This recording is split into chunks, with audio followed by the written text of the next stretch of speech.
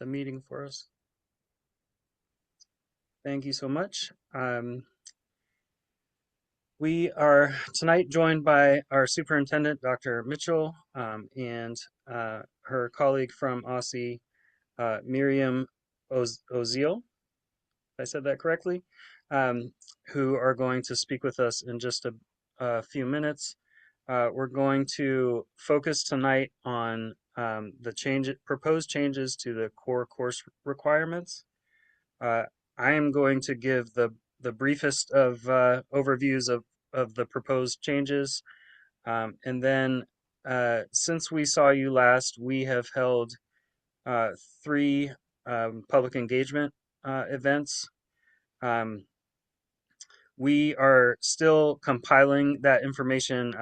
Two of those events were in person, so we had that feedback was physical, and so we're still organizing and collecting that feedback. So we will report that back out to you more fully in the January meeting. Um, and I can say one of the things that we got a lot of feedback on was the changes to the math requirements. And that prompted a lot of questions. And that's one of the things that we are asking our partners at OSSI to speak to tonight so that we make sure that we are understanding the proposal fully. And we also heard some feedback on science and some other of the core course requirements. Tonight, we're going to try to gather your input on those changes specifically.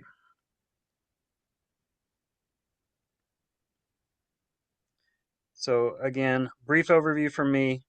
OSSI will give more context, particularly around the math requirements. And then we're going to turn to discussion of the proposed changes. This group has shown very able to consider deeply the how things will be um, implemented, and so we want to continue to collect your input and feedback on those issues as well as the top level changes to requirements. We can go to the next slide.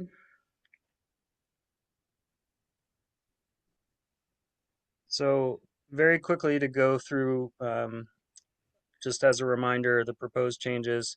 The total number of credits is staying the same at 24. A proposed change to mathematics, still 4 credits, but a change to allowing Algebra 2 or an equivalent integrated math course, and we'll hear more about that. In science, proposed change from 4 credits to 3, with biology being required as well as 2 lab sciences. In physical education and health, a clarification on the breakdown of the 1.5 required credits to specify that it would be 1 credit of physical education and half a credit for health education. There are two proposed additional course requirements, both half credit courses, financial literacy and career preparation. And then you can see at the bottom of the list the areas that the proposal maintains at the current levels: English, social studies, world languages, art, music, and electives.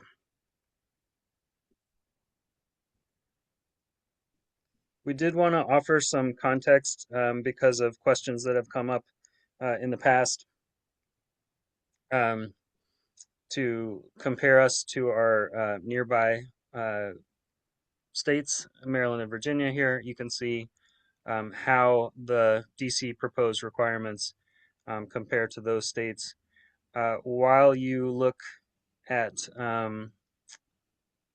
while you look at this chart, I'm going to address some of the things in the chat. Um, yes, we will be gathering input, suggestions to consider not only your response to what has been proposed, but what other things you might want to see. To Kathy's question about considering other sciences. Yes, we will be collecting questions. Um, no, this will not be the only meeting where we consider these changes. We are just taking this meeting to focus deeper on this topic, like we did with the practical studies diploma at the last meeting. We are going to return to all of these issues. We're just at this point trying to get as much clarity as possible um, on the proposal before we turn to a more constructive creation of what we want to see. To Eleni, we will answer as many questions as we are able. We do want to make sure we reserve time for our discussion, but yes, we hope to answer questions as well. We can go to the next slide. And now we're going to turn it over to our friends at OSSI. Dr. Jones was unable to make it tonight, so Dr. Mitchell is filling in, and she has been involved in this work uh, through its entire life cycle. So we're fortunate to have her with us tonight, and we will turn it over to you. Thank you so much, Member Henderson, and thank you all for joining tonight. I am looking forward to sharing any information that I can about the graduation requirements proposal that OSSI put forward. Really interested in hearing your suggestions, your ideas, what you want to see. Looking forward to the discussion. We are hoping to indeed have a discussion about the proposed changes and to focus in on those areas that you are most interested in. And we want to answer any questions that you might have. I am so delighted to be joined tonight by my colleague from Teaching and Learning, Miriam Oziel. And she's going to start off, I think, just talking quickly about mathematics. Marion?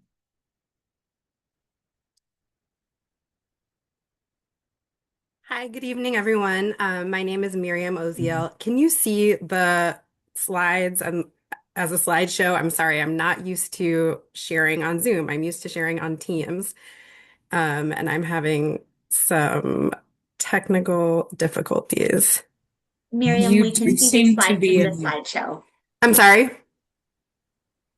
We can see it. We can see Okay, it. wonderful. Okay. Um, Sorry, I'm still having some issues on my end. I'm glad you can see it, but I'm having some difficulties.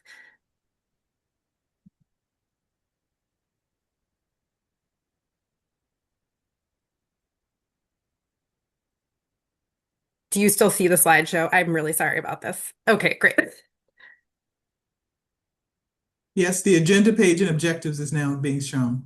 Okay, perfect.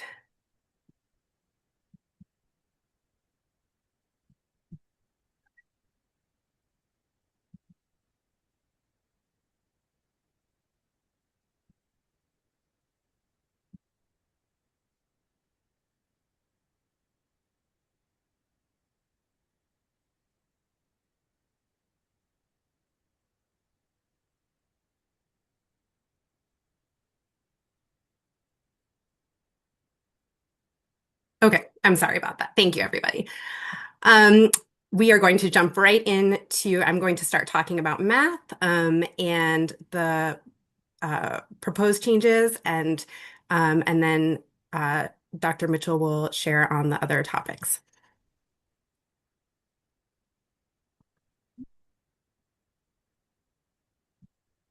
Okay.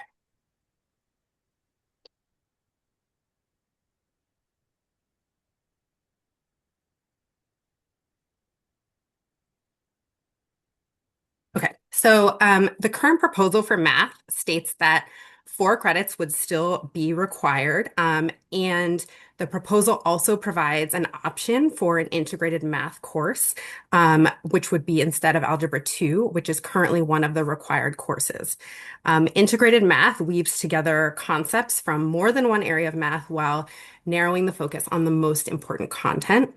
And an integrated option would allow students to lay a solid foundation and continue to pursue future coursework in math. And really, integrated math is intended to expand future access to students and not limit it. So that's just a brief overview of the proposal. Can you advance the slide? Yes. Thank you. Again, I'm sorry about my Zoom presenting issues. No worries. And we also wanted to share that simultaneously as this graduation requirements, reimagining high school graduation requirements work has been taking place, OSSE also published the DC Math Task Force report in October. And so we wanted to share the language around the Math Task Force Math Task Force recommendation around integrated math. And so along with this proposal, the task force recommends that OSSE would explore the pros and cons for adopting an integrated math pathway for DC high school students. And the sub recommendation is the task force recommends that OSSE engage a group of local and national experts to explore potential integrated math pathway and other related coursework, including a review of other state examples and state standards. And so you can see on the right-hand side kind of what those phases would look like. Unfortunately, I can't see the advancement of the slides, Miriam. Oh, no. Yeah. Okay. I'm so sorry. It's okay. Hey, Miriam, did you want to email us the slides and then maybe we can advance them for you and share the screen? That might be a little bit better. Yes, I'm so sorry about this. No, it's okay. We all have the different platforms and All right. Okay, let me do that right now. I just wanted to take something off your plate. Thank you. Who should I send it to? Haley just put our email in the chat. Okay, yes. Thank you. Thanks. That would be a lot easier.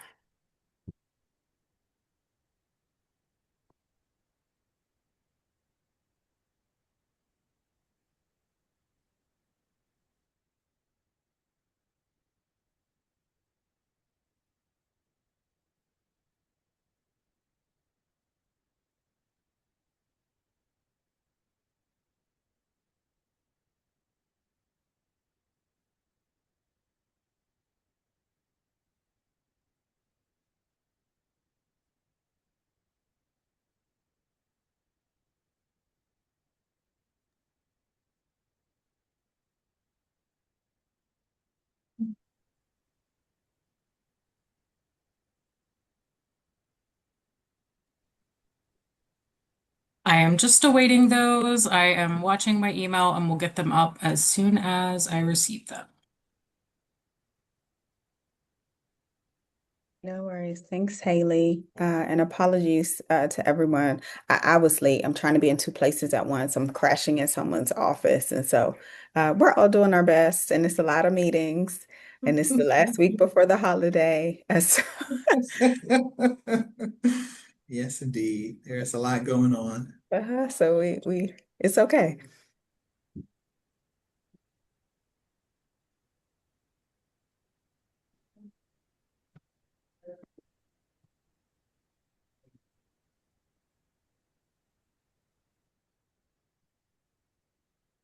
I'm still waiting for that email to show up. It's coming through. Just a moment. Sorry. Okay. Oh, no worries.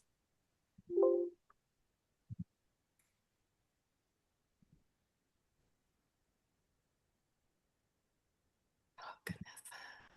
While we're waiting, I know one of the questions that was raised at the first engagement session that we had, and it was raised by one of our task force members, Yvette Selby, who's here. And she's putting it in the chat. Part of the difficulty some of us have had understanding is understanding integrated math as being a sequence, and I'm just going to read, maybe you can see in the chat as well, but can you share more details about what you mean by integrated math in place of Algebra 2 versus typical integrated math programs that include Math 1, Math 2, Math 3, where those incorporate Algebra 1 and 2, geometry, statistics, data analysis, etc.? I read the task force recommendations, but have not found integrated math coursework that takes the place of Algebra 2. So just having difficulty seeing an equivalent of Algebra 2 in an integrated course rather than that sequence of multiple integrated math courses. Yeah, it's a great question. I can take that one. I can tell you that when we were developing this, we knew that Algebra 2 is the highest math that we require in the graduation requirements in the past. We wanted to take a look at that and open up the possibilities for students. Since then, we've been diving into integrated math, and I think a math pathway is probably a better way of talking about what we were attempting to achieve in this particular recommendation.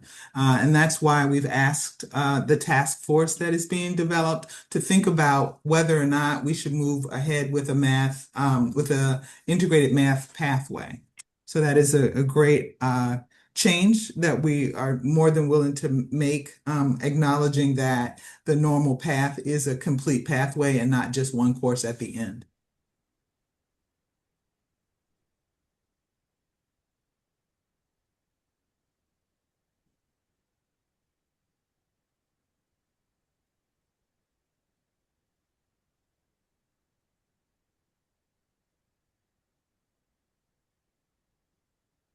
Okay, thank you.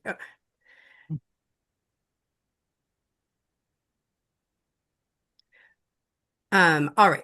So as I said, the proposal would be to maintain the 4 credits, as well as explore, and Dr. Mitchell was just elaborating a little bit on the possibility of integrated math being an option in place of Algebra 2, or this idea of a pathway, which could look a little bit different. And you can go to the next slide. Thank you.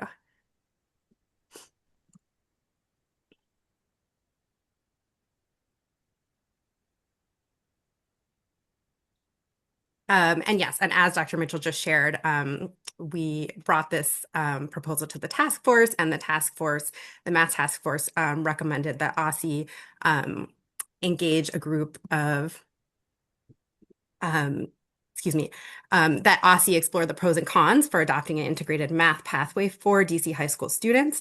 And that work will involve engaging a group of local and national experts to explore potential integrated math pathway and related coursework. Based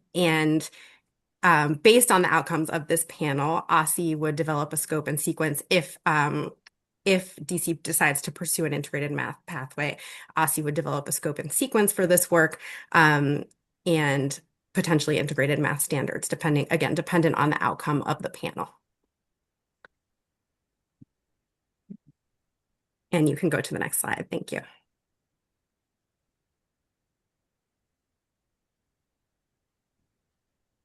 Okay. So we just wanted to share some of the timeline and some of the activities related to this integrated math work. So this fall, OSSE has been laying the groundwork to convene an integrated math advisory panel. We've also joined the Launch Years Initiative, which is through the Dana Center at the University of Texas, Austin, as a member state. And so part of that work involves collaborating with other states, learning from other states, and also receiving support to do this math pathways work. And we've also begun collaboration with the Mid-Atlantic Comprehensive Center to support in this work. We have reached out, so this fall, and most recently have been reaching out to other states to better understand the landscape. As we referenced earlier, Maryland is going to be implementing integrated math courses. And so they're implementing an integrated Algebra 1 and integrated Algebra 2, which would incorporate elements of geometry into both courses. And in other places, integrated math incorporates elements of statistics or data science. So that's some of the work we've been doing right now, is laying the groundwork for this integrated math advisory panel, or the IMAP. This winter, beginning in January, we will convene the IMAP, which will be composed of LEA leaders, educators, higher education representatives, and national experts. And this panel will continue to review the integrated math landscape on the national level, identify potential options for math pathways, and then recommend whether OSSE should pursue an integrated math pathway to meet high school graduation requirements. And then based on the outcomes of the IMAP, a potential next step would be to develop a plan for standards and implementation.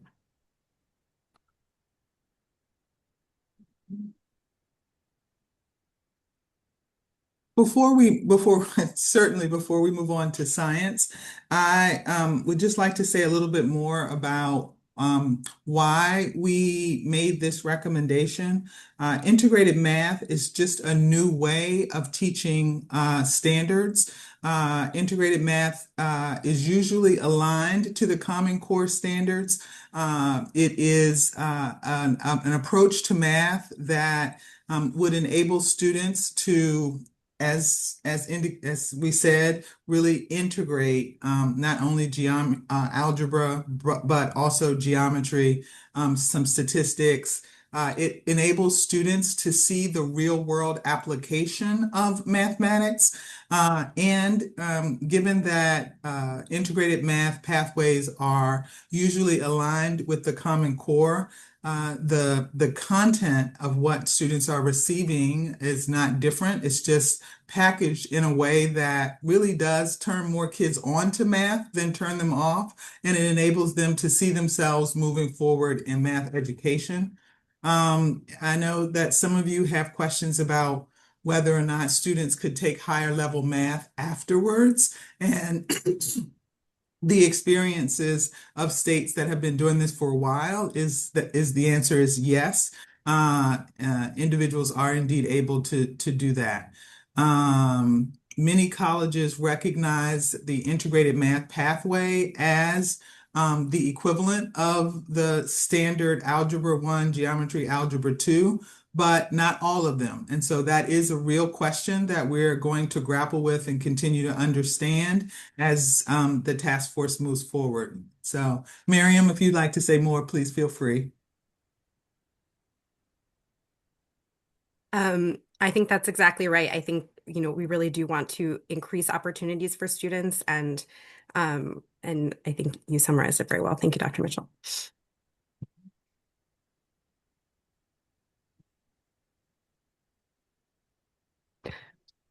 All right, and we can move to the next slide. Okay.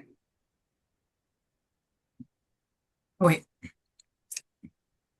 So we've also made a recommendation around science, and that is to move science credits from 4 credits to 3 credits, and also to move the number of required lab science courses from 3 to 4. We also indicated that biology would be a required course. We indicated that because biology is what we test at the high school level in our science for science. We wanted to we made this recommendation based on a few things. One, when we looked at what colleges actually require, we found that many colleges do not require 4 years of science. And those that require 3 years, biology is the science that is most identified. In addition to that, we know that science is important. We don't want to take away from that at all. But we also know that folks have different interests, and if a student is interested in pursuing science, if a student wants to go to a highly select university, then 4 years of science is a good idea, but everybody might not need that. And so as we grapple with our high school graduation requirements, We wanted to be responsive to the needs of all students, and that is those are some of the reasons why we thought that we might be able to reduce the science requirements. And as you saw in the slide that we opened with, most other states don't have, I think, was it 34 states that have 3 credits required in science. So those are some of the reasons why we made this recommendation.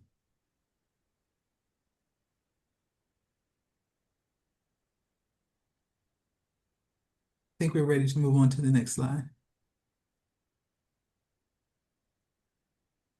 In terms of financial literacy, we did a great deal of stakeholder engagement, and this notion that all students really need a strong foundation in financial literacy, and the great accolades that we heard about the financial literacy standards were amongst the surest information that we received as a result of the stakeholder engagement.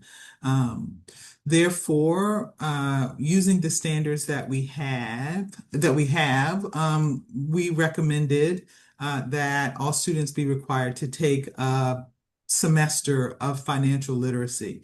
It is just the overwhelming response that came from the field that really drove this in terms of where the course is going to come from and how and who's going to teach it.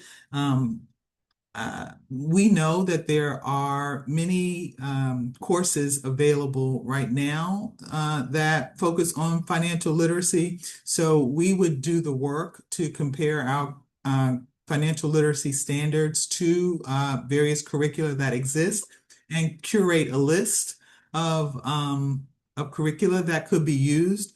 OSSE could also pull together a group of DC instructors to do some work on a financial literacy course. And in terms of who might teach it, states that have financial literacy use a CTE teacher, a business teacher. Sometimes a math teacher does the work. Sometimes it's another adult in the building. So there could be a large range of adults who could teach the course. DISB is upstairs, and they have financial literacy work going on, and they could make recommendations as well. So that is our thinking at this point on financial literacy. But I am totally, again, open to hearing your comments and concerns.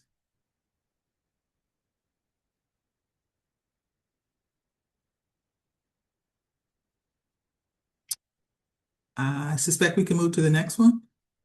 Is it the social studies, the career preparation course? Yes. So we heard over and over again that students don't always see connections between what they're learning in school and what they aspire to do when they finish their education. We also know that career and technical education is very, very popular in our schools.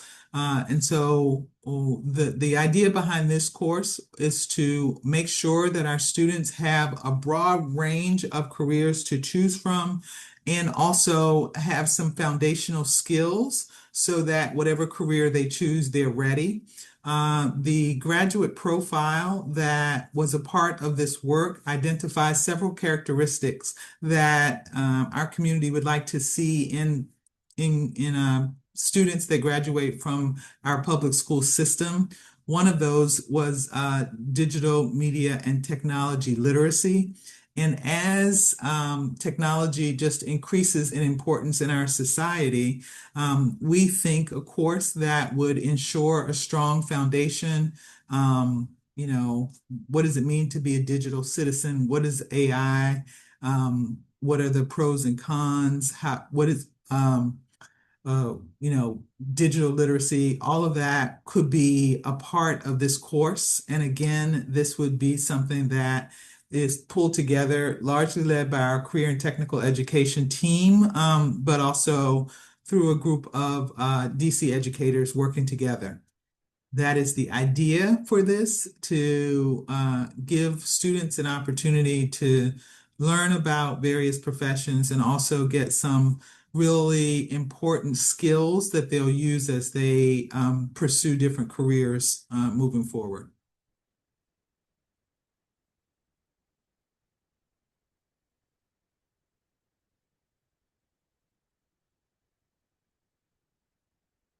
And that pretty much lines up all of the recommendations. I think we have a list here in terms of the graduation plan. We think that high schools should touch base with students around their college career and life goals at least 3 times instead of 1.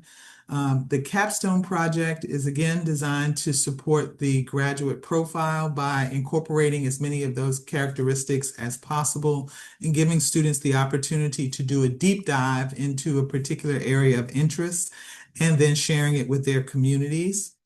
The endorsement options, which are not included in the current graduation requirements, would simply give students an acknowledgement of work that they've done in a particular area, be it career and technical education or a language or advanced AP, dual enrollment and AP work, just designed to acknowledge the work that students have done. And then there is a recommendation around community service hours. Again, we got lots of feedback indicating that 100 hours may be too much. So we lowered it to 60. And then also we heard from teachers, parents, students that that students should be compensated in some way. That if a student is compensated, that shouldn't count against this notion of being engaged in the community in a way that would grow their skill base. And those are the graduation requirements. Thank And you we're so back. much, Dr. Mitchell. We are going to use the Zoom whiteboard feature to collect additional feedback. And we will, as we do that, we will lift up the questions that come, and we're going to go area by area. So we're going to start with math, then go Mhm. to science, and then I think the financial literacy and career prep, and then also have a space to collect feedback on all the other courses, the ones where the credits are not changing, but we want to be open to input about that. And I know Eleni, I know you have a question around social studies, so we will get to that. Thank you, Miriam, uh, for answering a few of the questions already in the chat. But Haley, if you could activate the whiteboard, um, and if anyone has a question that they put in the chat that hasn't been answered already, please put it in the whiteboard. And as we populate that with your feedback, we will pull out the questions and ask Dr. Mitchell to Mhm. I answer. am about to activate the whiteboard and I will give you a brief overview of how to use it. If you came to our virtual feedback session, you will already have seen something similar, but I think you can see this slide right now that's just comparing to Maryland and Virginia. Just wanted to offer that for the specific math requirements and call out the testimony from Lindsay Brightful in Maryland that I put in the Dropbox that outlines the work that Maryland is doing on heading towards integrated math and math pathways. So if you have not read that, I would recommend it because it gives an idea of a state that's working towards that already and is already deeper in the process. But let me get this whiteboard up.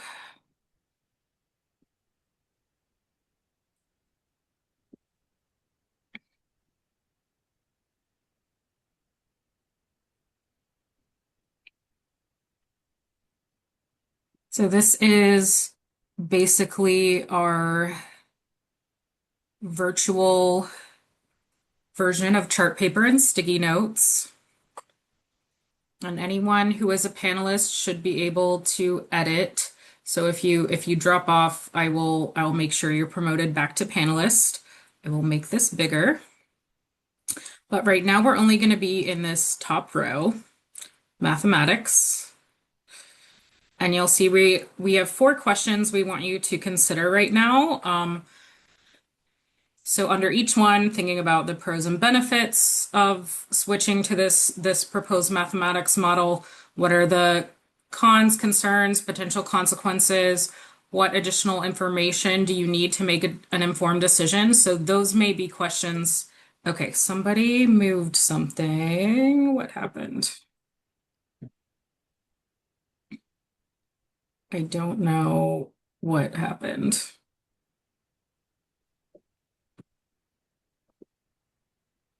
Okay. And then this last one, what other options do we have? So if there's, okay, someone is making that bigger. If you could not do that, you can make things bigger if you zoom in here.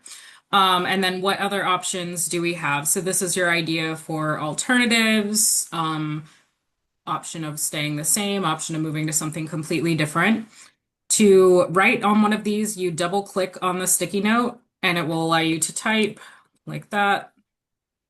If you run out of sticky notes under a certain question, you come over here. You can grab one from here. They will be yellow when you add them. That's fine. Don't worry about the color.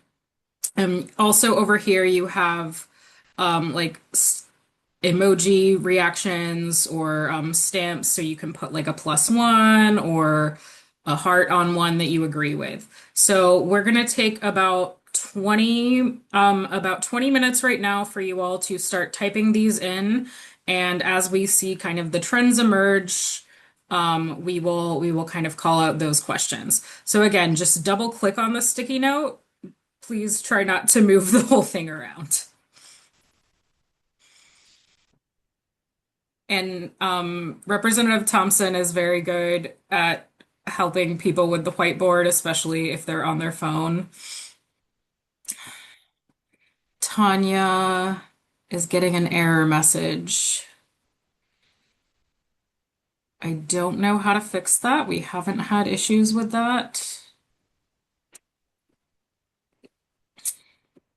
Tanya, if you're not even able to see it, if you put questions in the if you put your questions in the chat, we can move them over to the board, but I know that's frustrating.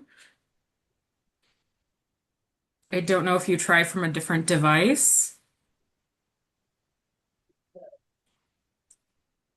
Yeah, Tanya, I can cut and paste your We can drop in the chat if needed. Okay. yeah, just drop it in. Like I know some people are on the phone, so Thank you. just say that. Just put add and drop your comment in and I'll cut and paste it. And also the person messing up the whiteboard was me in that moment. Okay. So don't worry, it was me. I won't do it again.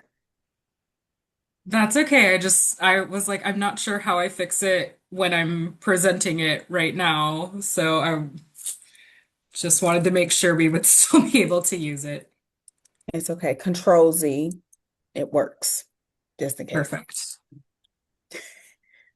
So as people are typing in, I want to circle back to some of the things that were in the chat that I don't think have been answered yet. And one of those questions was about taking math courses in 8th grade. So if there was an integrated math sequence,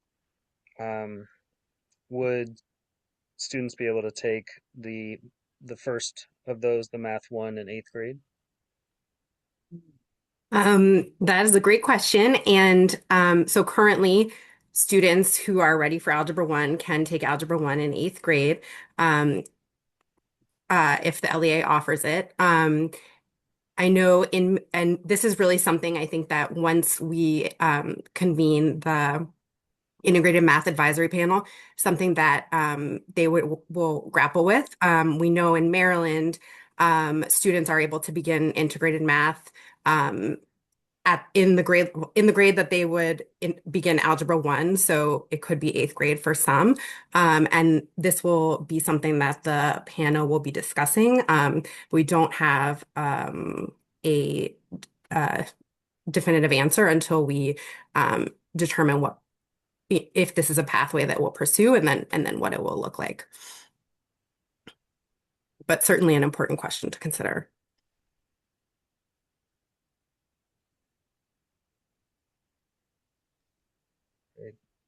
Thank you. I'm trying to pull out the math specific questions at this point.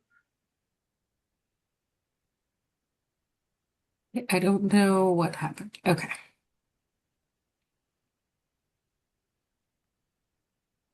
Okay, I'll let you go back here, Megan. I'm sorry. No worries. Something bad happened to the whiteboard. It wasn't me this time though.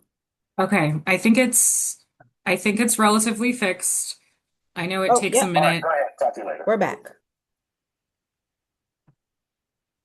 So this question is for me, in all transparency.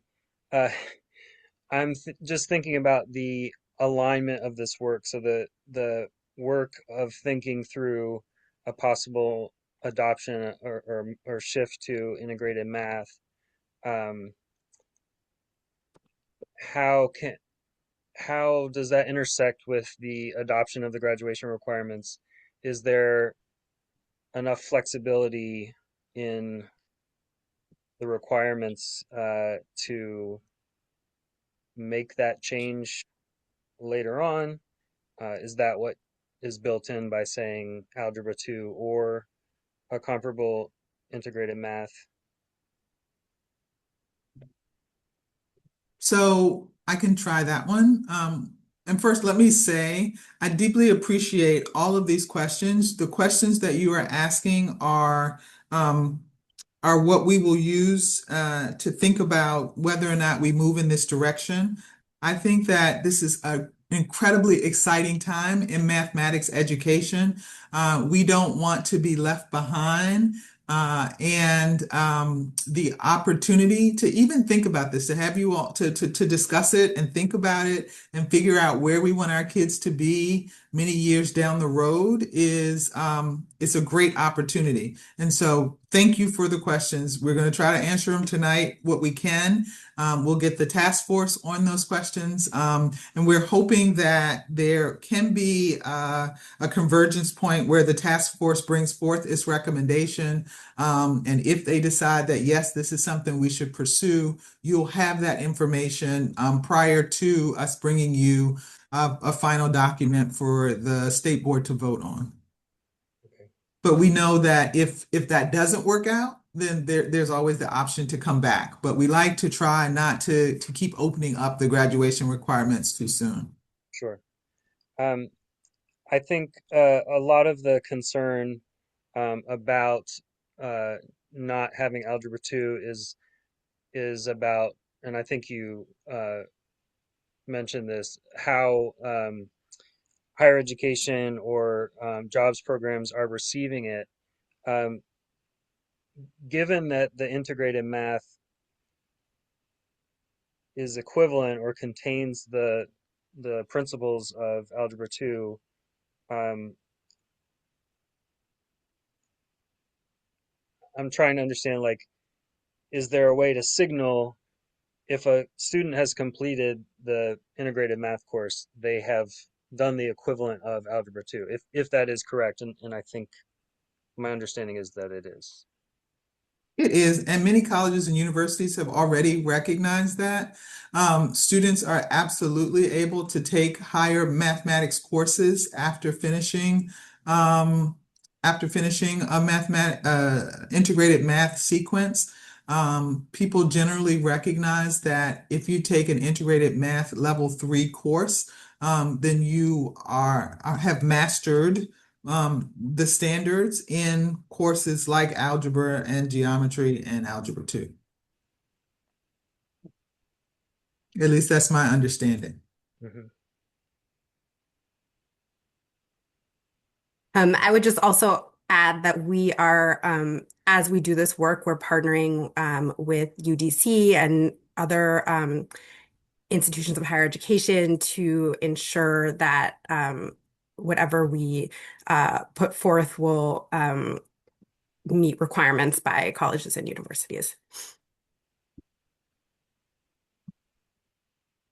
This also seems like a great initiative for the new Capital Math Collaborative to engage with if this is approved in terms of course development and connection with mathematicians and all that. Yeah. Yes, absolutely. And I'm so excited that we're working with the Dana Center, which has just been at the forefront of mathematics education nationally. So that's also very good. Yeah, it's awesome. Yeah, and I would like to point folks who want to know more about this. We did share in the advanced reading the testimony from the person from the state of Maryland, but the state board did have a panel on math a couple of months ago, which included someone from the Dana Center and from the National Center on Teaching of Mathematics for some more discussion of this if people are interested. I can send out all of those panel testimonies. It was Dr. Katie Arrington from the Dana Center, and I did include one of the Dana Center's launch years and reports in the Dropbox that I already shared with you, but I'll send out all of those math testimonies so you can see that one as well. We focused on Maryland because that's a neighboring state that is already deep into this work, but I'll share all of those with you. I don't know if you want to go ahead and take some of these questions that people say they would need this information. Yeah, I have completely lost the whiteboard, so Okay. I think I found it. So yes. It went very smoothly at our public feedback virtual session last week, so we're continuing to pilot it. Yeah, it was a me problem. I found it. One of the need to know questions, I need to know when students have to make the decision, and I think that's between, like, if there's different pathways, if there's an integrated pathway in the traditional, when would they make that decision? Will this potentially exclude some students from applying to specialty high schools? This is the same concern that colleges don't yet understand, or is this the same concern about colleges not recognizing the equivalency? So I would think that if students are going to pursue an integrated track, they need at least 3 years. So that would be at the latest in the 10th grade, so they could do 10th, 11th, and 12th.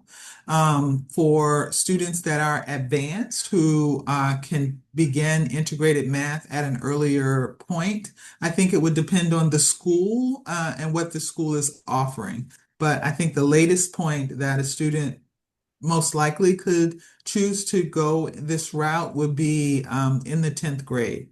And in terms of colleges, I mean, I know that they use the SAT scores. I know that that, as I indicated earlier, often an integrated pathway is aligned with Common Core standards. I remember talking with somebody from Maryland, from the Maryland State Department of Education, and he said that he had that they spent like maybe a couple of years trying to align the standards with the course, and that it was just a difficult endeavor because there are so many standards. But now they've moved towards integrating into the standard courses, which means they've got an integrated pathway, but they're calling it Algebra 1, Algebra 2, and Algebra 2. So there are different ways of just approaching the idea that an integrated approach might be a better approach for students. May I ask a question? Oh, sorry. Go ahead, Claire. Just curious, if a student wants to actually take geometry and algebra 1, can they take an integrated course in lieu of algebra 2, or they have to be in the whole sequence? I'm sorry, can you ask your question again? Like, can a student substitute an integrated course in lieu of Algebra 2, let's say, but can they get through geometry and Algebra 1 and then move to an integrated course, or are they starting the whole pathway as an integrated sequence? I think that originally we were thinking that they could do the Algebra 1 geometry and then take an integrated level 3 course. But I think the advice that we've gotten is to think about a pathway rather than a standalone Algebra 3 level 3 course. Thanks. I want to read a few of the other questions. What will OSSE do to ensure students across the city will have access to accelerated math opportunities in middle school, since there are Ward 3 schools offering Algebra 1 and geometry at the middle school level? And I guess implication Yeah. being that's not the case across the city. Yeah, I think the last I looked, there were 13 middle schools offering Algebra 1 across the city. Certainly, that number could be increased. OSSE doesn't have authority to dictate what courses schools offer, but we certainly could and would encourage as many schools as possible to address the needs of students. And if students are ready to move forward in math, then schools should do that. And in the city where we have so many different schools and so much choice, that might be one of the things that parents consider as they are selecting schools.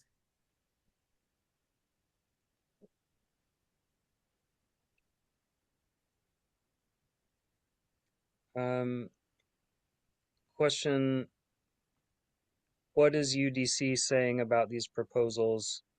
And it's the person who posted this is asking for what UDC said. Well, I or don't, has said. yeah, I know that UDC has an open door policy through the community college. Students can enter as long as they, I believe, have like a C average.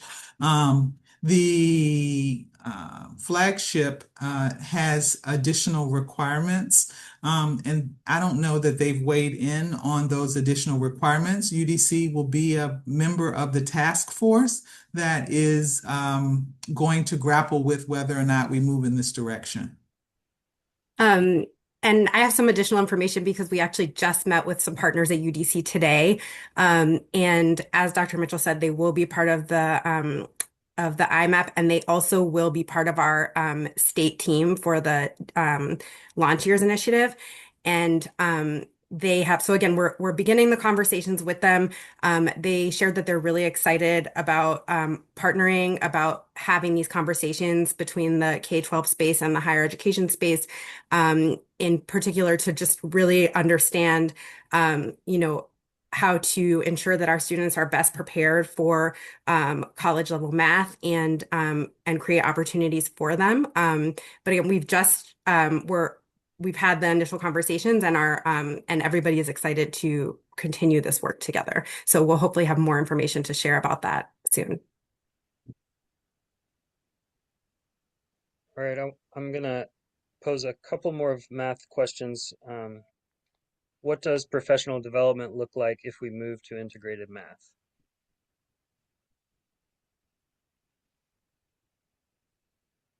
I suspect it would be pretty intensive. We know that this is a different way of thinking about mathematics education, and so a good deal of professional development would be necessary and required. We've done big things before in professional development, and we are confident that if we decide to move in this direction, we could provide the necessary professional development to our teachers. Can you speak to some of the other math courses that students would take after finishing the integrated math sequence? In addition to statistics or pre-calculus or calculus, what are some of the other options? I think that we have a whole range of dual enrollment possibilities that students could take from 13 different universities within the area. In addition to that, there are AP course offerings that are available to students, and then it would be up to the various LEAs about the different courses that they could take. You've named several: statistics, um, uh, advanced geometry courses, computer science courses, things like that. All right. Does OSSI have an obligation to ensure a pathway is available even if a child's school doesn't offer the accelerated math at their child's middle school? Mhm. I would say, I don't know that we are legally required to ensure that because, again, we don't have the authority to dictate what courses are available. Uh,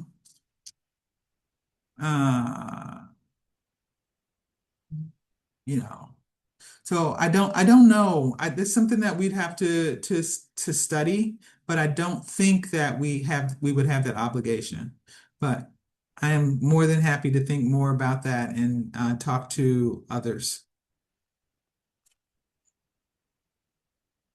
Another question, can you speak to the CAPE scores and how you understand the poor performance? And I'm reading that as math performance, and maybe how is that related to this consideration of integrated math and so on?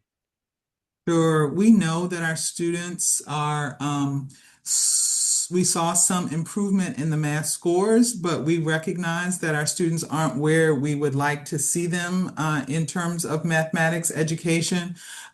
We think that given where we are in mathematics, it might be time to think about how do we change what we're doing so that we'll get a different result.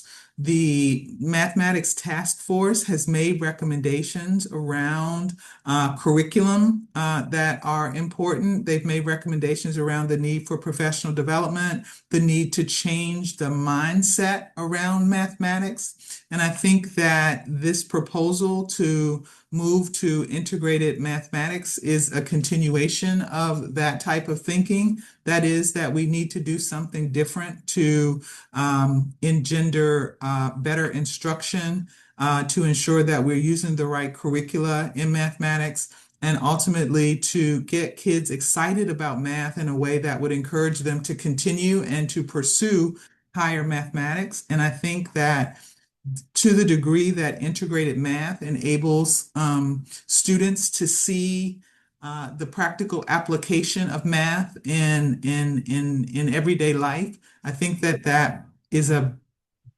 better approach, an approach that would not so much depend on the it's an approach that would just give people a more concrete way to think about mathematics. And I think that that might drive scores higher and enable us to produce the types of scores on the state exam that we all want to see.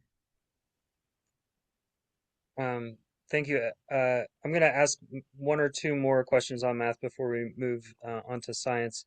And this one I think is related to what you were just saying. And the question is how to incorporate math into the several technical CTE programs from an applied perspective. Yeah, I would say that the incorporation of math into CTE programs of study has probably already happened.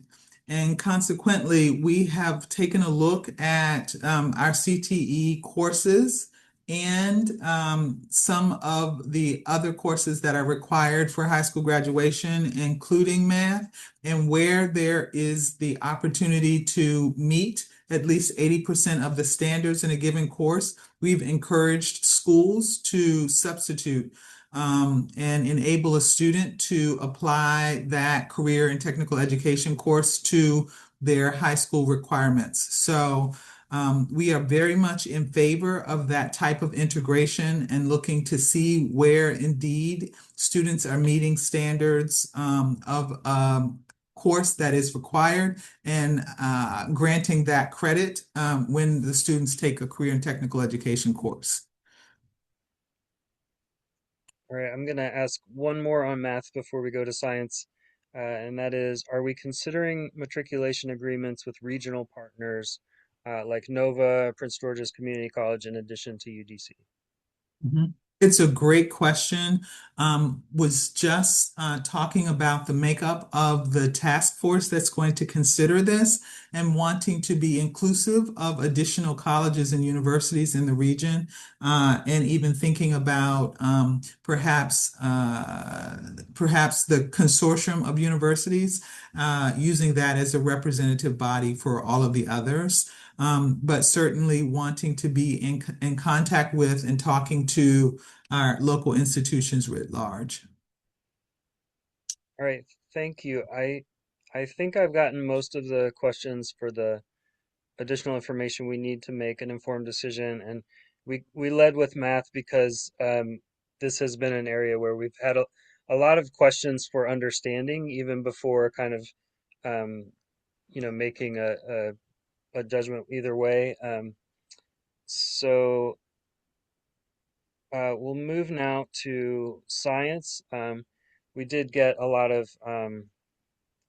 feedback on science at one of our outreach events, and Haley is sharing now the slide comparing DC to our neighboring states. For context, you want to take a minute to look over that? Yeah, I'll give you a moment and then we'll go back to the whiteboard.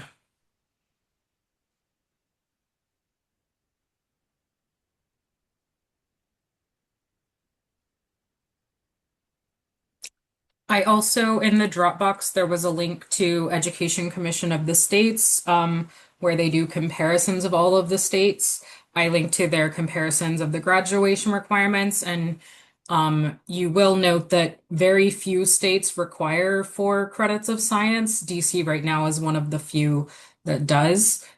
So just noting that trend in the back of your mind, 3 credits is really what the majority of states require. And I am going to go ahead back to the whiteboard. It sounds like while I'm doing that, Kathy has asked if you can describe the feedback we got on science. Yes, so the general tenor was most feedback was against reducing the credit number of credits required. Kind of from just a general perspective of not going backwards on a standard. And then there was also some discussion of which you've addressed already, of like why biology, and some comments about considering other sciences that are seem equally important to biology, like chemistry.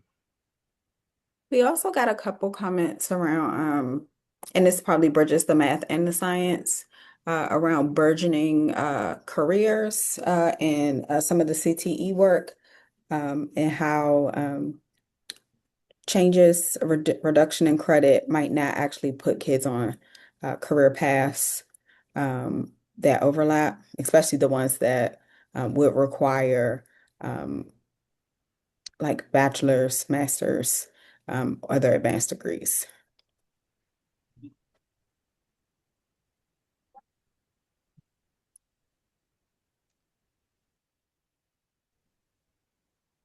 I can share. Sorry, Oh, go I ahead. was just gonna share that in the stakeholder engagement that we did, many folks felt that science is very important and that people definitely need a foundation in science. But 4 years of science felt like it was very much geared towards folks that are interested in STEM. And one of the tensions in creating high school graduation requirements is that they have to be for everyone. And many people are not going to go into STEM.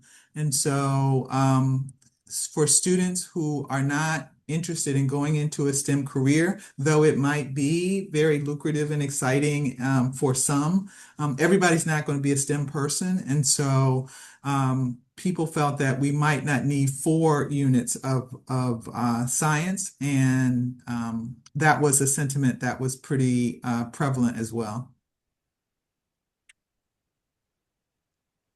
So one of the questions that has come and kind of been plus one is about the relationship between requirements and then course offerings. So a question about science based on equity and access. If only 2 lab sciences are required, will schools still offer chemistry and physics, even if they are struggling with specialized teacher retention, I think it says?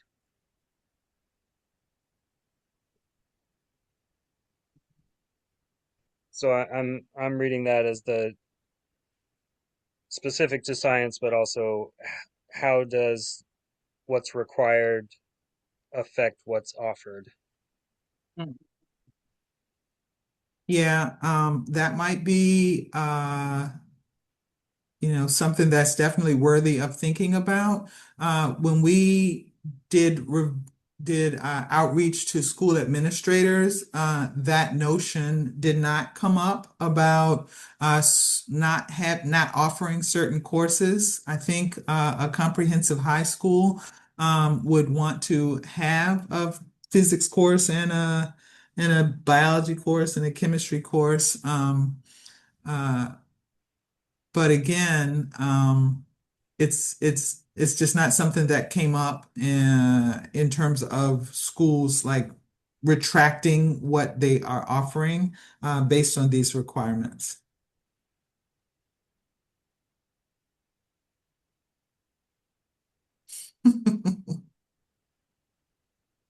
I took physics and chose to go into education. I think Ebony Rose would be on the moon if for that. Is there a way to gauge what other courses students would likely choose in lieu of a 4th science requirement?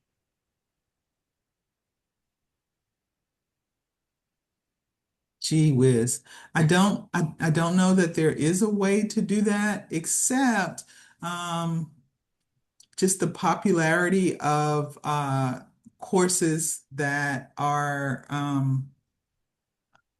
CTE or of interest. There are kids that jumped on the opportunity to take courses like graphic design and videography, other courses that really spur their creativity and imagination in ways that perhaps a physics class would not.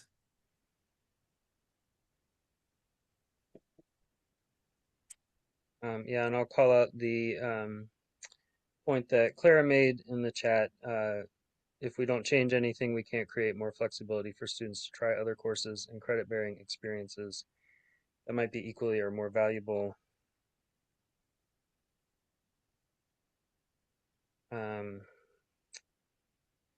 Another question, chemistry or physics should be one of the required lab sciences. Not sure why this is not the case.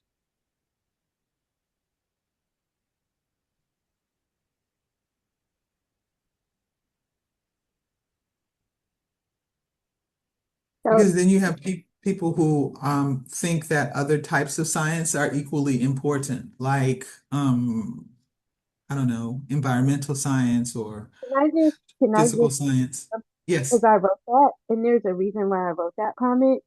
Um, and not just because I am a STEM professional, but when you think about chemistry and you compare that to environmental science, environmental science embodies, and I am an environmental engineer.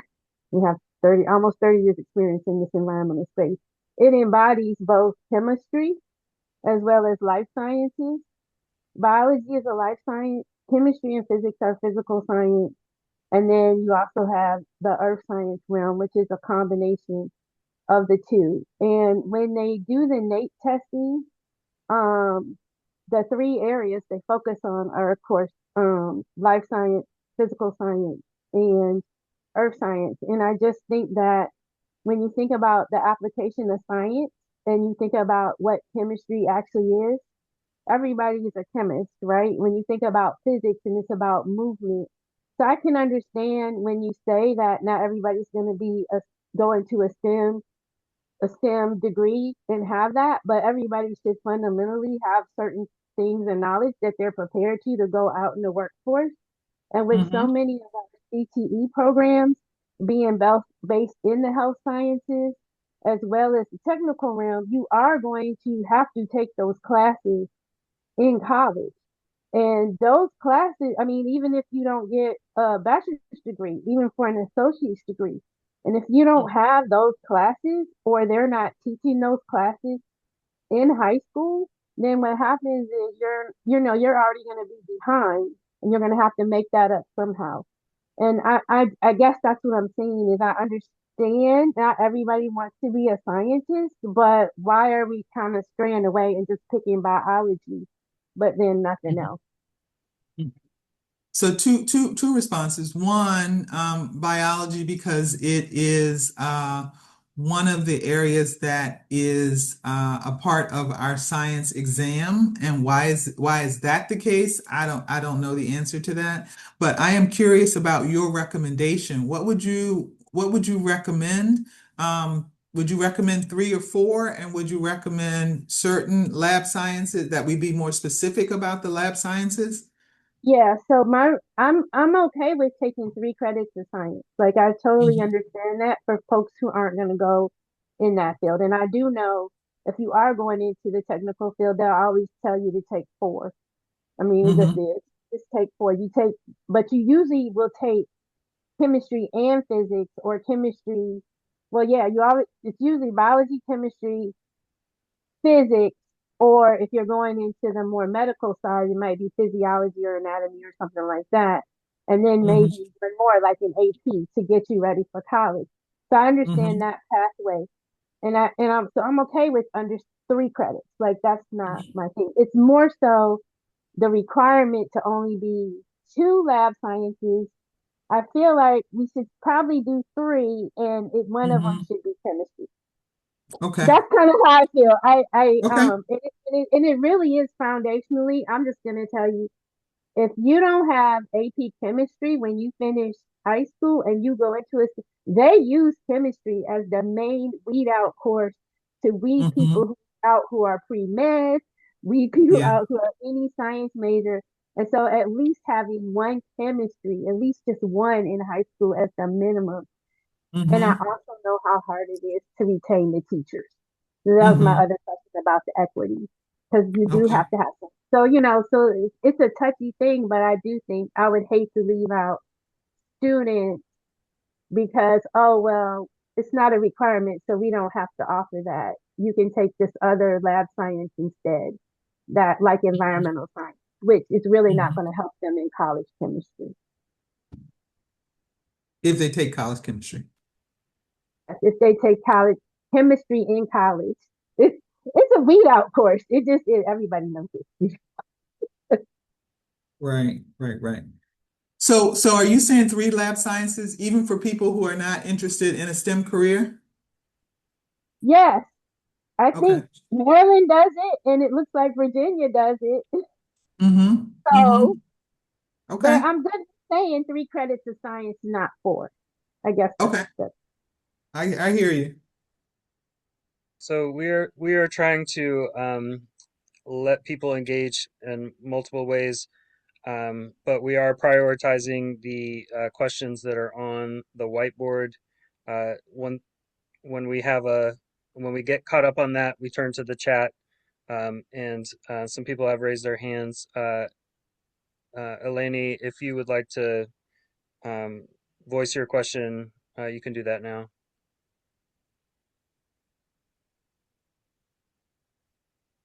Hi, can you hear me?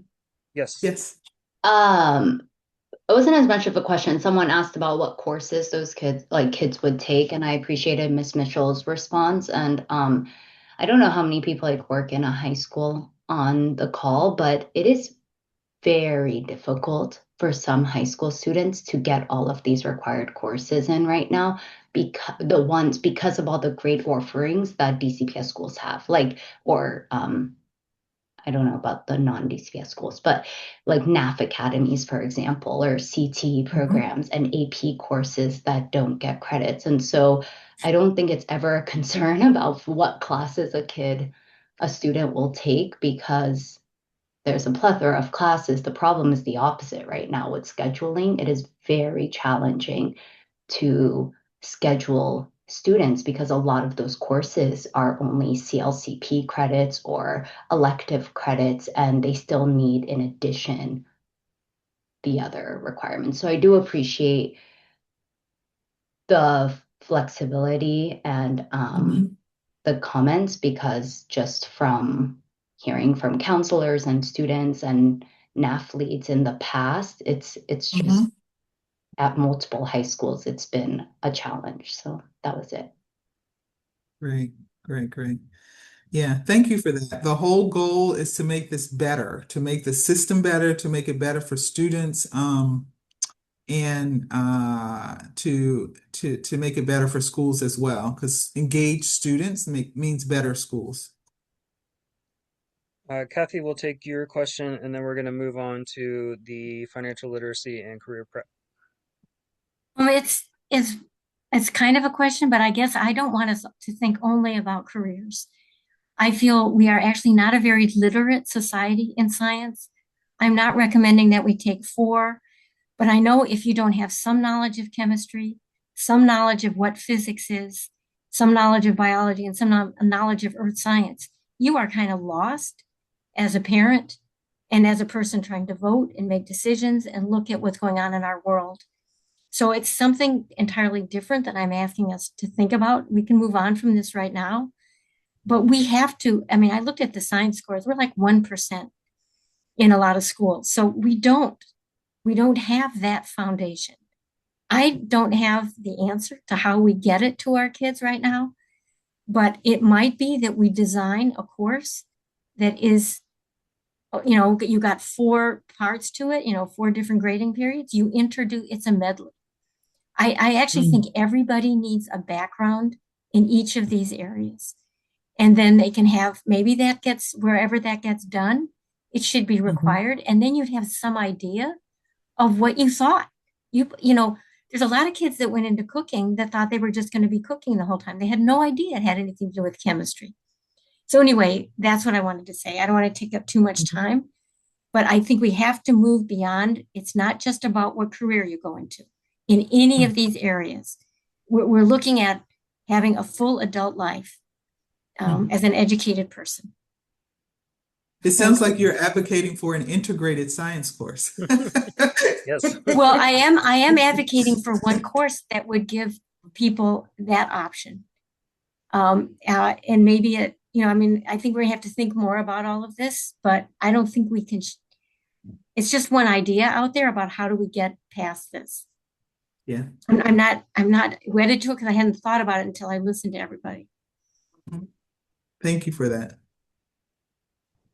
All right, we're going to shift now to discussing the financial literacy and career preparation proposals. You can see on the screen, 21 states require financial literacy, but not always as a standalone credit. And 3 states require a career preparation course.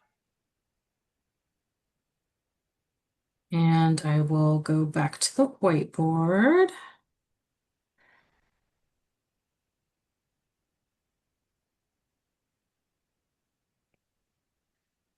So one of the questions is around when students would likely be taking these courses, financial literacy and career prep, like when in their career. We liked 9th grade. We think that that is a pivotal point in students' academic career. It would give students the opportunity to think more broadly about their high school experience for the career readiness course, and for the financial literacy course would just be very interested.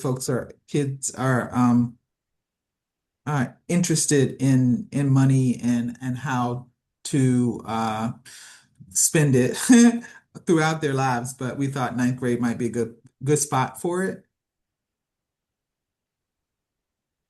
All right, thank you. Another question is, how can we make sure course curriculum is modern, aware of new developments like AI, economy, political changes that affect specifically career prep? So that is really at the heart of this course, is like trying to capture what is happening right now, particularly in technology, and ensuring that our kids are sufficiently equipped so that they can then use that information as it is infused throughout the courses that they will take in ninth grade, and then in 10th, 11th, and 12th grade as well. So it is designed, our thought was, this is the foundation, but they could then use the information across their entire high school experience. In terms of keeping it up to date, that would have to be something that happens at the local education level as they are sort of revamping courses as they go.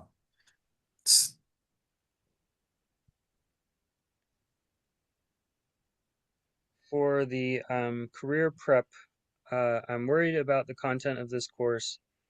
How do you grade it? Why isn't it part of counseling? Yes, the content of the course is it's probably not as well defined as it could be. It would be something that we would have to develop. And again, I thought using the student profile, the graduate profile that we developed with a ton of stakeholder engagement and input, that could be at the core, but also giving kids information about various careers. Yeah, I'm sorry, I lost track of the question. What was the question? What I guess like what is the relationship to it with counseling? And I don't know if that Oh, meant specifically like the post-secondary check-ins or something uh-huh. different. Mm-hmm. Well, certainly we want to get students thinking about their future, seeing themselves moving forward in a particular direction, a particular pathway. And so I would imagine that the instructor for this course might be a person in the school that is also working with students on their post-secondary planning as well. A question that came up in the engagement was about who would teach this course and how would we ensure that they were like well qualified and situated to do so. hmm I have envisioned a CTE teacher teaching the course. Um, Someone asked about standards. I think it has come up. We have standards for financial literacy, but what would the standards for this course be? They would have to be developed, and I would ask our career and technical education team to lead the development of the course uh, with a task force or stakeholders from various areas. But I think that we definitely could and probably should develop some standards for the course.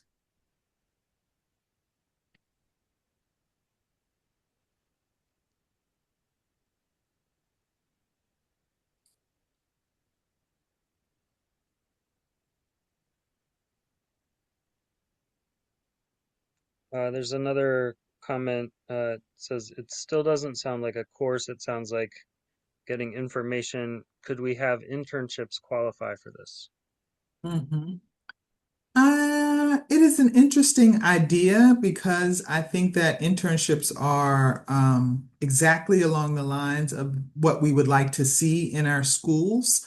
I suspect that this course might be ripe for some type of competency-based uh, maybe evaluation or assessment. It is again something that is not clearly defined, so that it would be what we it could turn out to be what we want it to be. So while I don't know if an internship would cover all of the bases, it could be that an internship could be a part of the course. Do any LEAs offer career prep now? I think there are some charters. I think there are some charter schools that have a course like this that introduce students to multiple aspects of career education. But I don't know the names of those those charters. I can look into that and see if I can't get it back to the state board. Okay, yeah, I read that as it was being typed, and the next part was, are there any all-stars? So if there are LEAs that you would point to, it was it. Another question, since this is aligned to the grad profile, is this also connected to the capstone?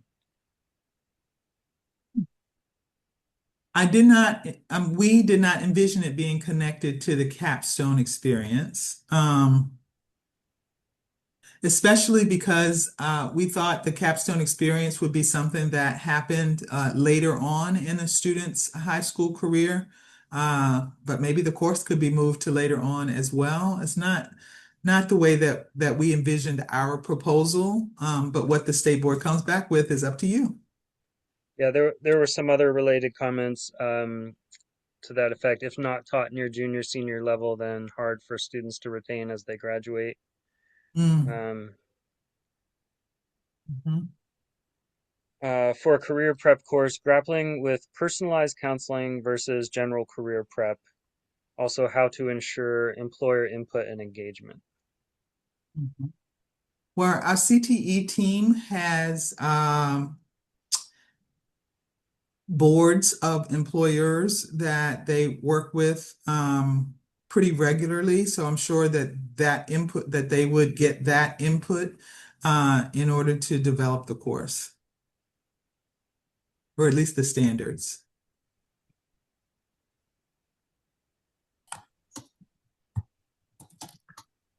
There was another comment suggesting that it sounds like this should happen in middle school.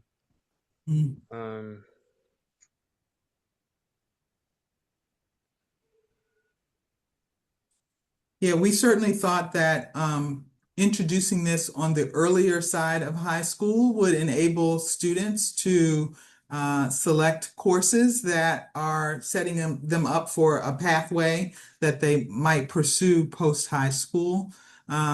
So, we've got a lot of different ideas here. One idea is to introduce it earlier on, even before 9th grade, and others are saying to move it to later in the high school experience.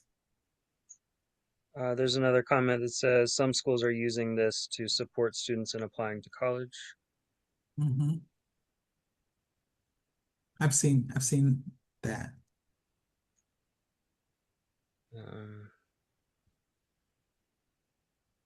I think we may be exhausting the questions on this. Ebony Rose did also mention that we did get a lot of questions about who would teach the capstone and what it covers. I don't know if you want to. Sure. There are many different ways that schools could implement the capstone. It could be embedded in a course. It could be embedded in an English course, or it could be a standalone option that happens. Some schools have groups of students in what we used to call it homeroom. I think they call it something different, but it could happen outside of the regular course structure. And I would imagine that the topic would dictate which teacher who would sort of guide the student through the process. Many schools do capstones already, and there are many different ways that they can be implemented.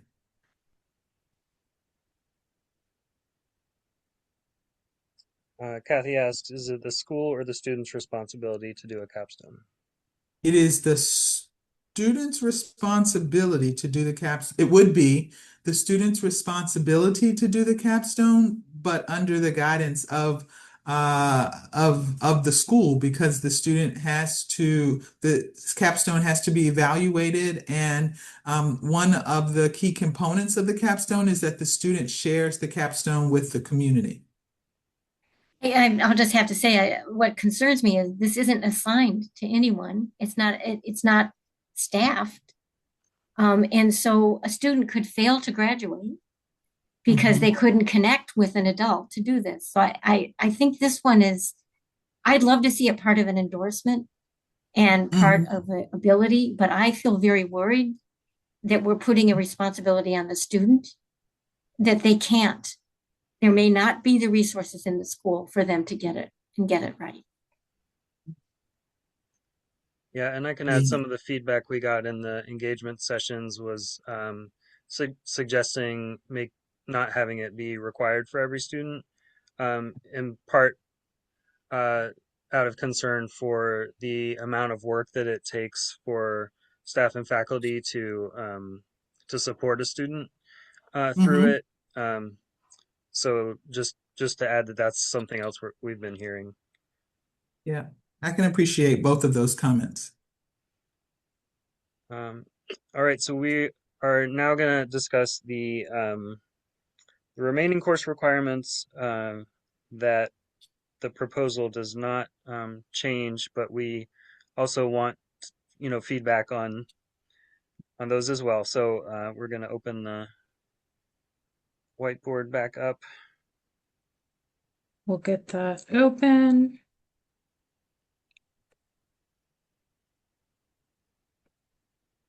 And again, remember, especially here, there is that fourth question about what are our other options. I know some of you have suggested more flexibility in different subjects, so this is where you can suggest those things.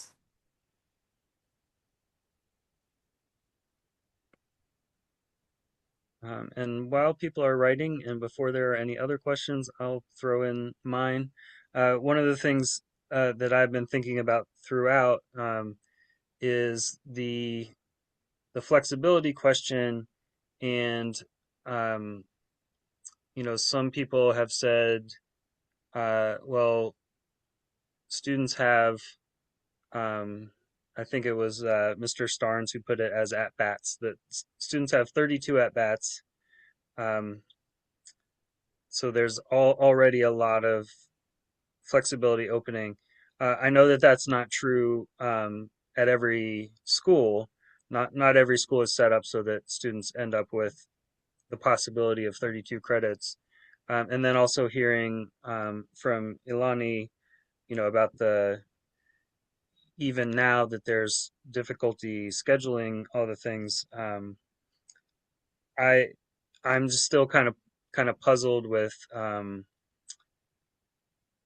the relationship between the required 24 and what's happening with those other 8 credit hours for those that have it, and what options are they pursuing, and what do they have?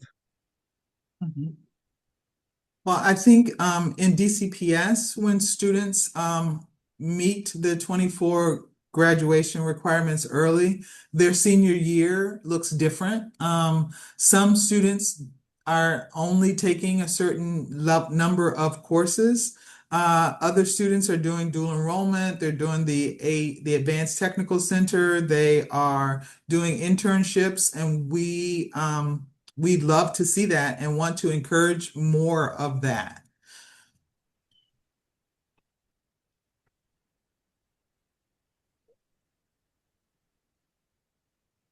Maybe a student could do an internship every year instead of only at the end of their high school experience.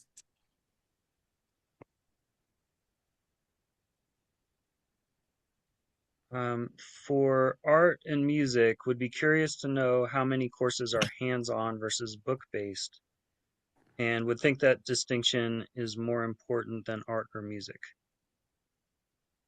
Um, I'm not sure I understand that question fully. If the person who posed that wants to come on the mic and elaborate.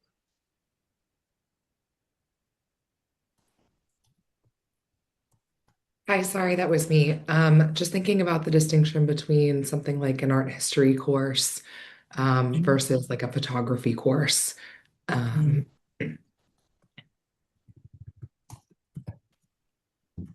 Yeah. I'm afraid I don't have those statistics, so I can't answer that question. But I certainly believe that both are great courses, great options for students to have. But I can't answer your question. I'm sorry. That's okay, totally. I think my point is that if you're requiring both, perhaps there's a greater focus on making sure that one is, hands-on experiential learning versus not just both art history and music history, for instance, diversifying it that way. Oh my goodness. I've seen some marvelous music courses that are definitely sort of hands-on. And so yeah, I would support that absolutely.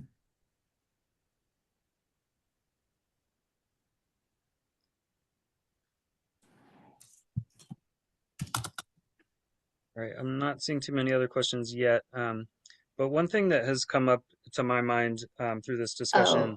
Oh, Oh, sorry, Eleni, you go ahead.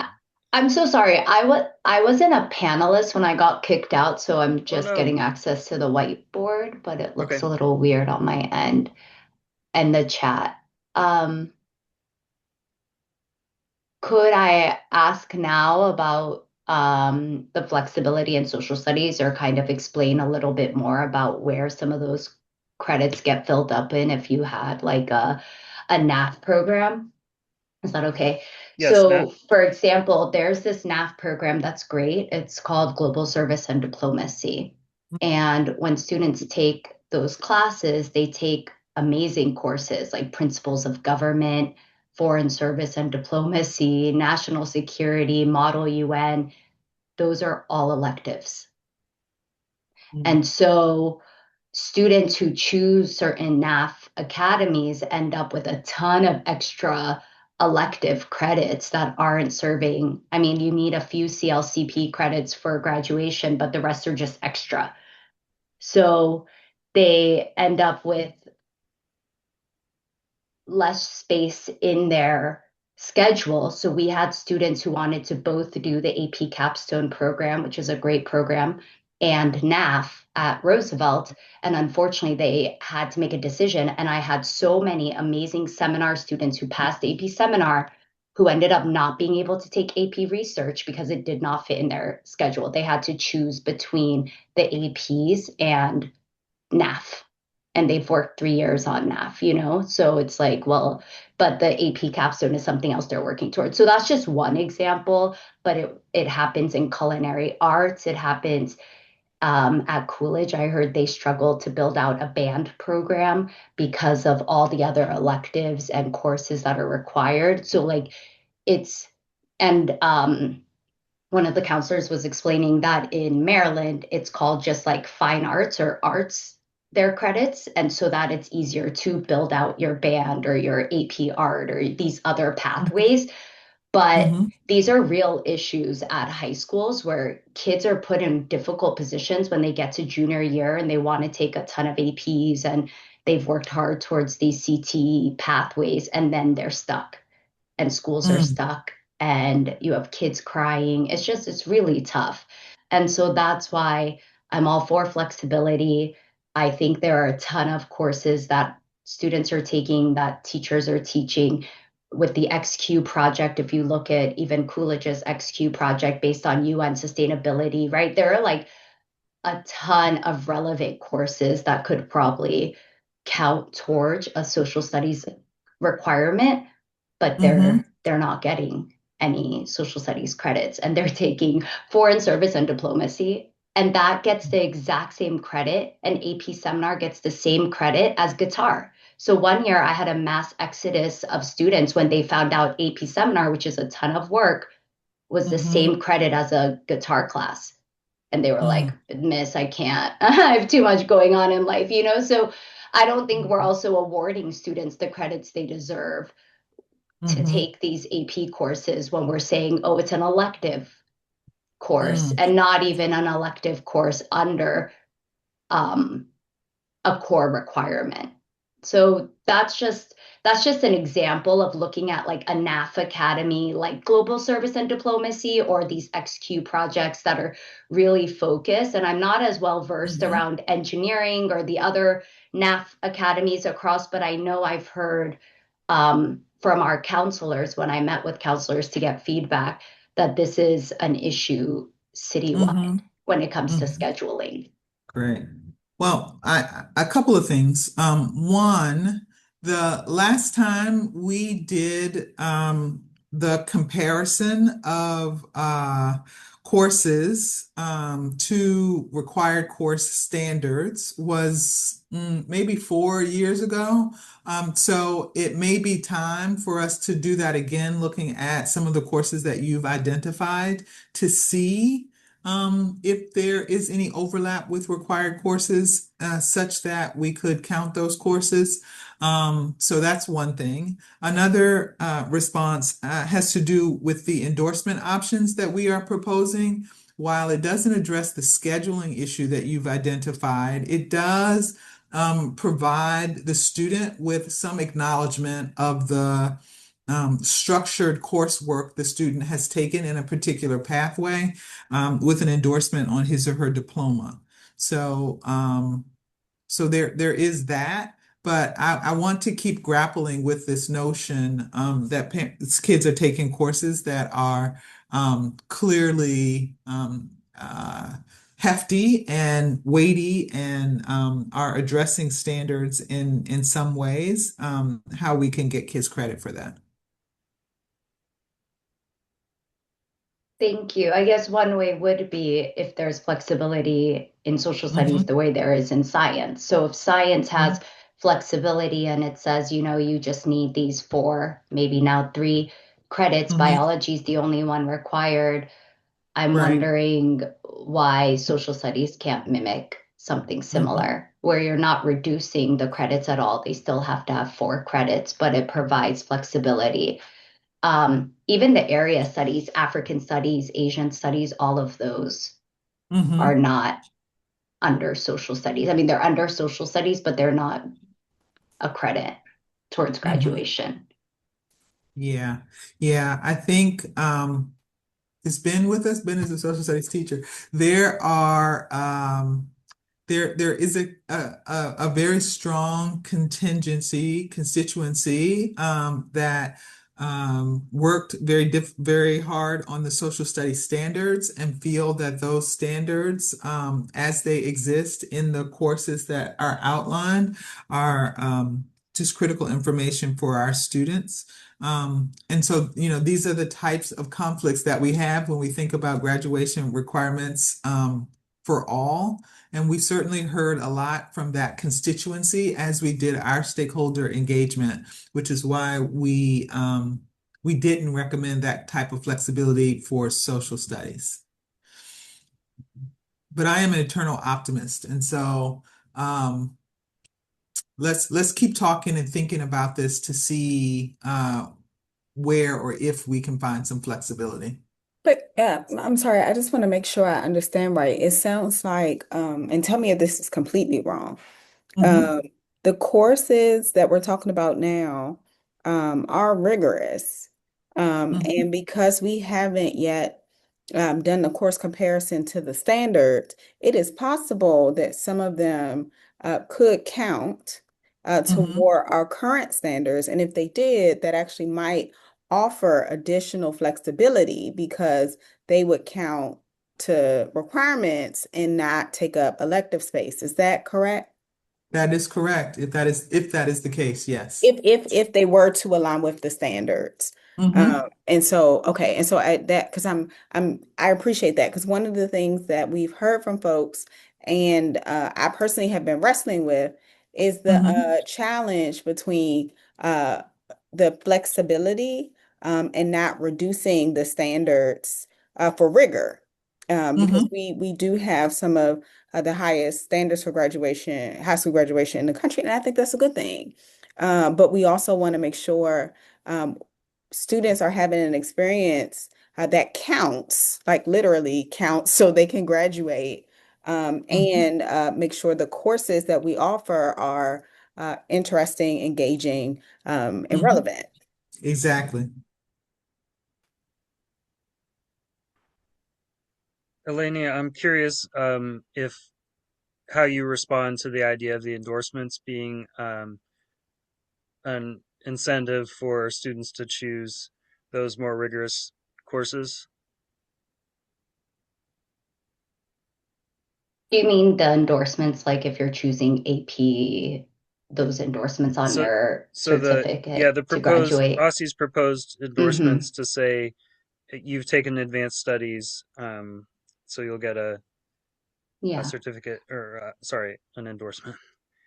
Yeah, I mean, those are all great. And this is after I thought it was just a one school issue when I was at my previous school, and now after moving to a different school and seeing how many, like, we can't even fill our AP African American history class, right? So like I think it's great, but I also think if we're talking about marginalized Mhm.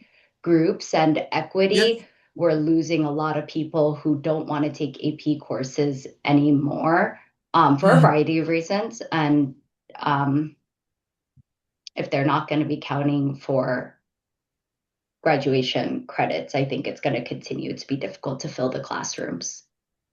Yeah, well, I will say that I am interested in the notion that AP courses don't count toward graduation requirements, and so that is something that we're going to look into. And then I understand from Elizabeth Ross, who led the social studies development of the standards, who believes that we should do the test for alignment to determine whether or not some courses could indeed be counted for graduation based on alignment with the social studies standards. All right, thank you. I don't see any Thank other you. questions Mhm. coming up in the other courses portion, so I think we can move towards wrapping up. I I wanted to say a lot of the discussion tonight makes me think of the course catalog and that being Mhm. available, and just thinking about how important it is for students and families to know kind of what's available where, as they're making decisions about their high schools. Um, Yep. and so I know that you just launched the having that available, and I'm wondering if there's work going on, which I imagine is difficult and possibly expensive, to make it a little more user friendly and Mhm. more kind of um, attached to a school profile in some way. And Mm. I know there are multiple places where schools have profiles. Like my school, DC, Mhm. is one place. Mhm. The DCPS all have their own. The charter schools all have their own. But if there is a way to make, and I know schools have the option to say like we offer XYZ, um, but I'm just wondering if there's a way to make that a little easier for people to see. Here's what's Mhm. available at this school. Mhm. Yeah, I certainly would love to do that. We are in kind of a financial crunch right now, so I can't make any promises, but Sure. I have taken in the recommendation and would love to do that. I'd just like to say, one, thank you so much for this engagement. We've got an incredible opportunity right now to shape what our graduation requirements look like. Your comments and questions have all been thoughtful and challenging. And I so much appreciate the engagement. And I think together we can really come up with a strong set of graduation requirements, and that's the goal. So please know that and know that at OSSI we are willing partners. Yeah, thank you, Dr. Mitchell, and thank you, Miriam. Both tonight and at our last meeting, when we had extra engagement from OSSI around the Practical Studies diploma, has been incredibly helpful to let us engage it on its terms, and so it's been really valuable to us. I hope it's valuable to you as well. Absolutely. We are really appreciative. Sure. We are too. Partners forever. So we do want to say our next meeting is currently scheduled for January 15th, but we may need to reschedule that. And you can always contact us. Please share the survey. I think Eleni wants to close us out with one last question. On page 4 in the document, it speaks about truancy as part of the vision for revisions. And I was wondering if we could look at, or if I could better understand where the 30 days of unexcused absences came from for passing classes with credits. It is like a huge issue, especially with 0.5 credits. For some reason, it's not a percentage of the class. So even if you have half the time with students, it's still 30 days. So even though you're only seeing each other for a term, for example, for these DC history, US Gov classes, and students know that, so they cut those classes more. And so most districts, if we're comparing to Maryland or Virginia, it's 10% for passing, so that would be 18 days. 30 is very, very lenient and like doesn't show having high expectations or holding students accountable. And then also I was wondering about tardies. Our classes are about 80 minutes now. And so students can come in after 75 minutes and still get their day, right? And tardies don't count for unexcused absence. Whereas in Maryland, for example, and I think DCPS back in the day used to do the 3 unexcused tardies equals 1 unexcused absence.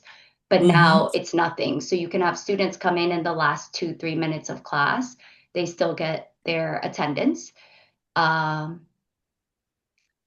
ask for a packet of work and walk out because the bell rings. So I do think if we are relooking at graduation requirements, it would be nice to like better understand where the 30 days comes from, why it's not a percentage, first off, and then if we could match what they're doing nationwide and do maybe 10% or and also look at tardies as accumulating to an absence. Was any of that spoken about in the past when speaking about truancy? I've not heard these issues raised. And so I will, as we have conversations, particularly around attendance, and I believe this is where our policies are, we can certainly take these things into consideration. These are not things that I've heard before. Thank you. Thank you. Yeah, thank you for raising that. We are going to close our meeting, and I'll just say one more time, thanks to OSSI for coming and for your willingness to answer all the questions that we have brought. It is truly helpful for us in this process. So thank you again. More than welcome. Thank you all. Good night, everyone. Happy holidays. Bye. Holidays. Good night. Happy holidays. Good night.